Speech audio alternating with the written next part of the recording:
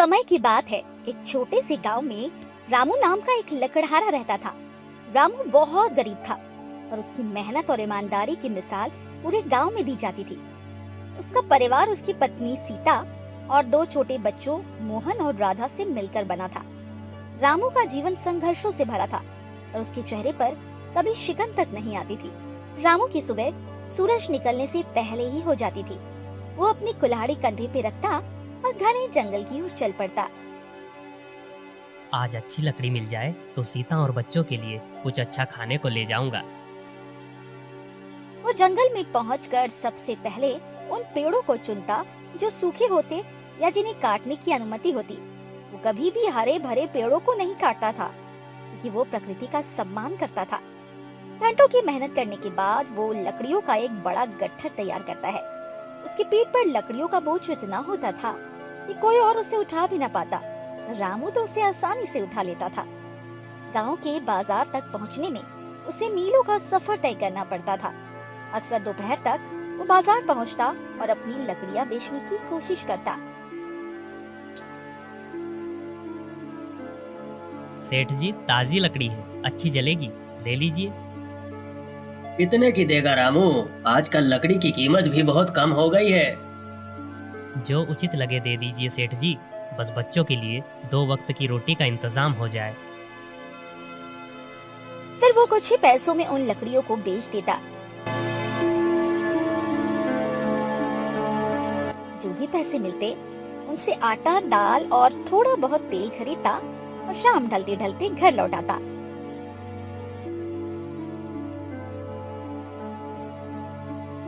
आ गए अब? कितनी देर हो गई? हाँ सीता, आज बाजार में थोड़ी भीड़ थी। मोहन और राधा क्या कर रहे हैं?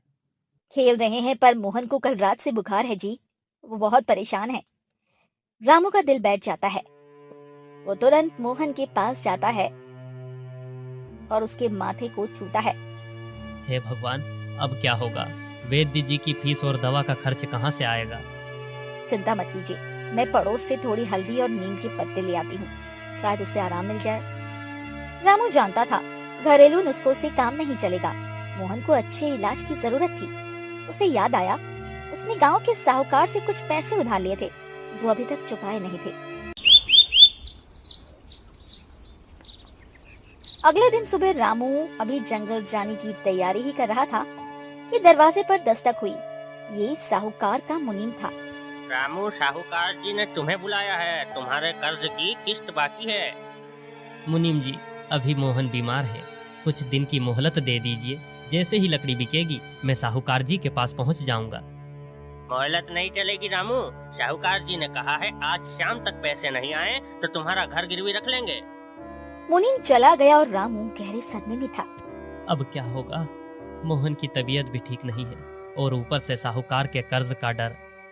मैं कुछ करूंगा सीता, मैं आज और भी ज्यादा लकड़ियां काटूंगा, चाहे कितनी भी मेहनत करनी पड़े।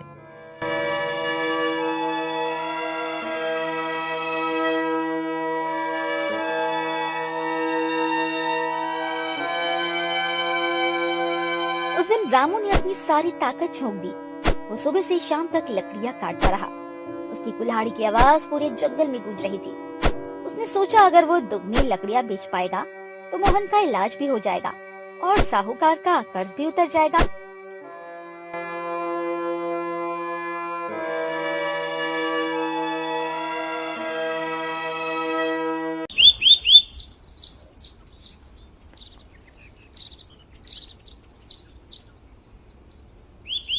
अगले दिन रामू जब अपनी लकड़ियां बेचने बाजार पहुंचा, उसने देखा एक नया लकड़हारा पहले से ही वहां बैठा था। वो रामू से बहुत ही युवा और मजबूत दिख रहा था। उसका नाम सुरेश था। सुरेश के पास रामू से भी ज्यादा लकड़ियां थी और वो उन्हें बहुत कम दाम पर बेच भी रहा था।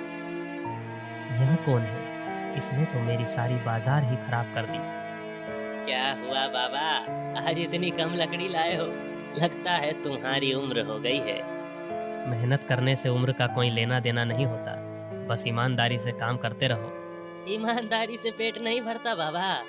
बाजार में वही टिकता है जो सस्ता बेचता है।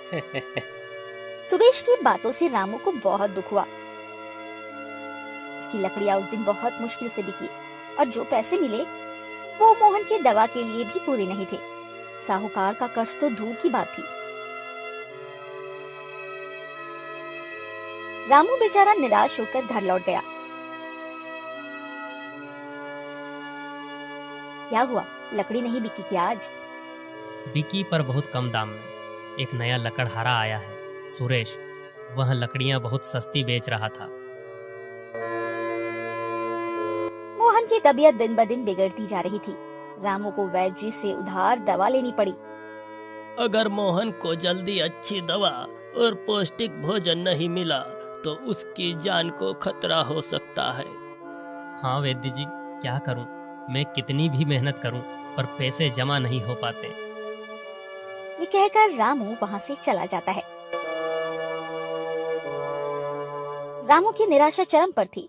वो हर सुबह जंगल जाता, पर अब लकड़ियाँ ढूंढना और बेचना और भी मुश्किल हो गया था।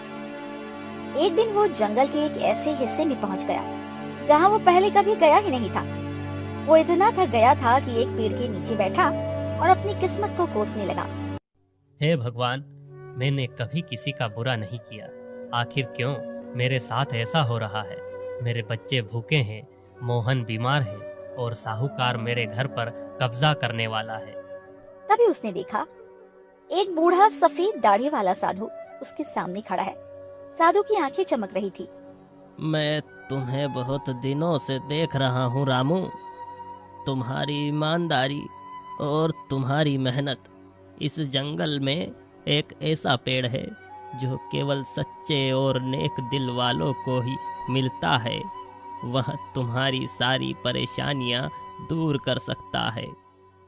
वह पेड़ जंगल। कौन सा पेड़ महाराज? मैंने तो इस जंगल के हर कोने कोने में खोजा है, पर मुझे ऐसा कोई पेड़ नहीं दिखा। वह पेड़ जंगल के सबसे गहरे और रहस्यमयी हिस्से में है। वहां तक पहुंचना आसान नहीं। रास्ता कांटों और पत्थरों से भरा है और जंगली जानवर भी हैं। पर अगर तुम्हारी नीयत साफ है तो तुम्हें रास्ता मिल जाएगा। साधु ने रामू को एक दिशा बताई और फिर अचानक गायब हो गए, जैसे कभी थे ही नहीं। रामू को लगा कि यह कोई सपना था, पर उसके मन में एक नई आशा जाग उठी। चाहे कुछ भी हो जाए, मैं उस रहस्यमयी पेड़ को ढूंढ कर रहूंगा।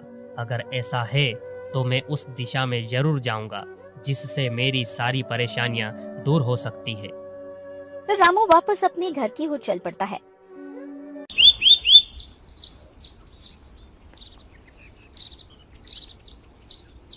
अगले दिन से रामू ने अपनी दिशा ही बदल दी। वो जंगल के उस हिस्से की ओर चला जहाँ कोई लकड़हारा ही नहीं जाता था। रास्ता वाकई बहुत कठिन था।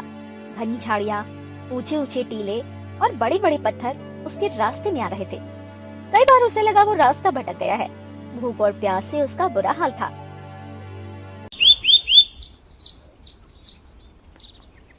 रात हो जाती तो वो किसी पेड़ के नीचे सो जाता। सुबह होते ही फिर अपनी खोज पर निकल पड़ता। एक दिन चलते चलते उसे आसपास हिरन, जिराफ जैसे जानवर दिखाई दिए। दृश्य बहुत ही मनमोहक था। रामू को एक अलग सा सुकून महसूस हुआ। कुछ दूर चलने के बाद उसके पास से शेर और बाघ जैसे जानवर गुजरने लगे। ये देखकर वो काफी डर गया। एक शेर का बच्चा उसके पास आया। वो कुछ देर रामू को देखता रहा, अपनी माँ की ओर दौड़ पड़ा। तभी अचानक एक बड़ा और भयानक शेर सामने आ गया। डर के मारे रामू नीचे गिर पड़ा। शेर कुछ देर रामू को देखता रहा, लेकिन फिर धीरे धीरे वहाँ से चला गया। मानो रामू में कोई अद्भुत तेज हो, जैसे सभी जानवर उसे बिना कुछ किए छोड़ते जा रहे थे। लगता है मेरी किस्मत में यही लिखा है, पर यह क्या? सभी जानवर मुझे बिना हानि पहुंचाए ही चले जा रहे हैं। रामू इसी सोच में खोया हुआ था।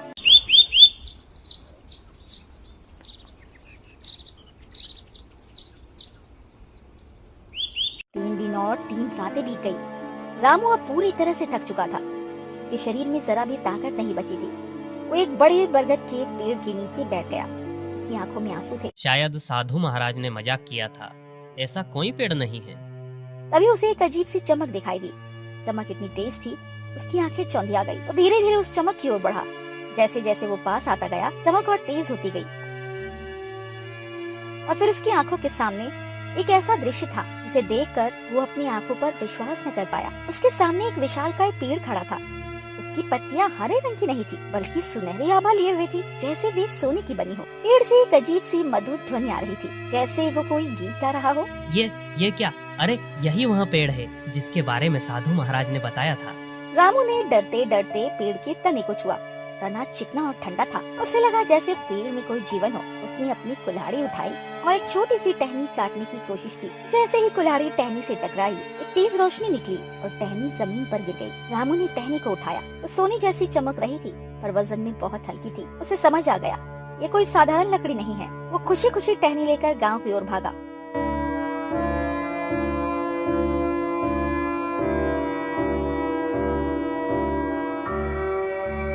और एक अच्छे वैद्य को बुलाया। वैद्य ने मोहन को देखा और दवा पिलाई। अब वह कुछ ही दिनों में ठीक हो जाएगा। ये कहकर वैद्य जी वहाँ से चले गए। सीता, मोहन अब ठीक हो जाएगा। देखो मैं कितनी दवाइयाँ लाया हूँ। ये सब कैसे हुआ? इतने सारे पैसे कहाँ से आए? मुझे जंगल में एक रहस्यमयी पेड़ मिला था सीता, वह सोने की लकड़ी देता है। उसी से मैं ये सारी दवाई और पैसे लाया हूँ, और इसकी जानकारी मुझे एक साधु महाराज ने दी थी, जो सच निकली। अगले कुछ दिनों तक रामू हर सुबह जंगल जाता और रहस्यमय पेड़ से केवल एक छोटी सी टहनी काटता। रामू ने कभी भी पेड़ का ज्यादा उपयोग नहीं किया, क्योंकि उसे साधु की बात याद थी। पेड़ केवल सच्चे और नेक दिल वालों को ही फल देता है।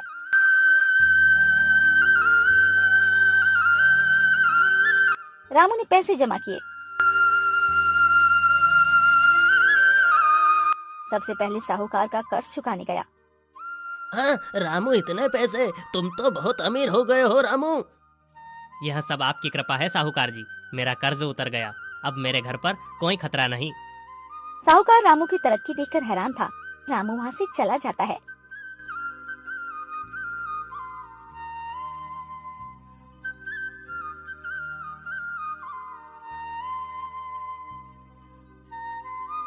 पिताजी, आप सबसे अच्छे हैं। मुझे अब बुखार नहीं है। रामू का बेटा मोहन अब पूरी तरह से ठीक हो चुका था। अपने परिवार को खुश देखकर रामू बहुत संतुष्ट था। गांव में रामू की कहानी फैलने लगी। लोग हैरान थे, कैसे एक गरीब लकड़हारा रातों रात इतना अमीर हो गया। सुरेश को भी ये खबर मिली। वो रामू से ईर्ष्या करने लगा। रामू ने जरूर कोई जादू टोना किया है। मैं पता लगाऊंगा कि वो कहाँ से पैसे ला रहा है। एक दिन सुरेश ने रामू को जंगल के उस रहस्यमयी हिस्से की ओर जाते देखा। वो रामू के पीछे पीछे छिपकर चलने लगा।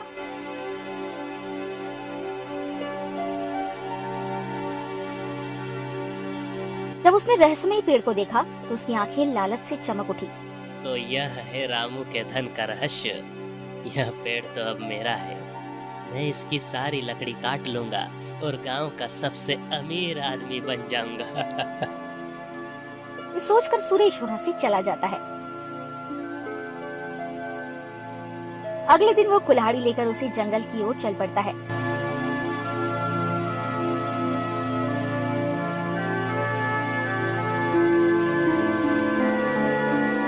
पेड़ के पास पहुंचकर सुरेश ने पेड़ पर वार किया और जैसे ही कुल्हाड़ी पेड़ से टकराई, कोई रोशनी नहीं निकली। अचानक एक तेज गर्जना हुई और पेड़ से आग की लपटें निकलने लगी। सुरेश डर के मारे पीछे हटा। रामू ये सब दूर से देख रहा था। वो तुरंत वहाँ पहुंचा। सुरेश, यह पेड़ केवल ईमानदारी और नेक नियत वालों को ही फल देता है। लालच से यह तुम्हें कुछ नहीं देगा।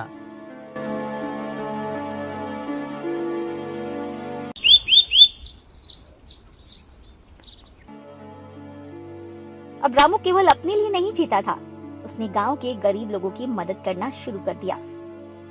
उसने साहूकार से बात की और कई गरीब परिवारों का कर्ज चुकाया। हे रामू भाई, तुमने मेरी जान बचा ली। साहूकार मेरा खेत छीनने वाला था। तुमने मेरे बच्चों को भूखा मरने से बचा लिया रामू भाई।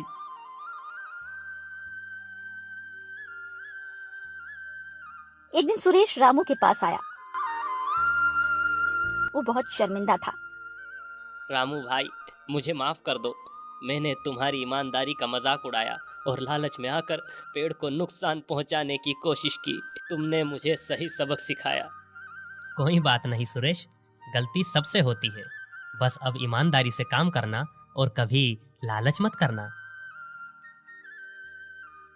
रामू ने सुरेश को कुछ पैसे दिए ताकि वो अपना काम फिर से शुरू कर सके। सुरेश ने रामू का धन्यवाद किया और एक नया जीवन शुरू किया। रहस्यमय पेड़ जंगल में एक रहस्य बना रहा। रामू कभी कभी वहां जाता, पेड़ को देखता और उसका धन्यवाद करता। उसने कभी किसी को पेड़ का सही स्थान नहीं बताया, क्योंकि वो जानता था ये पेड़ केवल उन्हीं को फल देगा जो इसके योग्य है।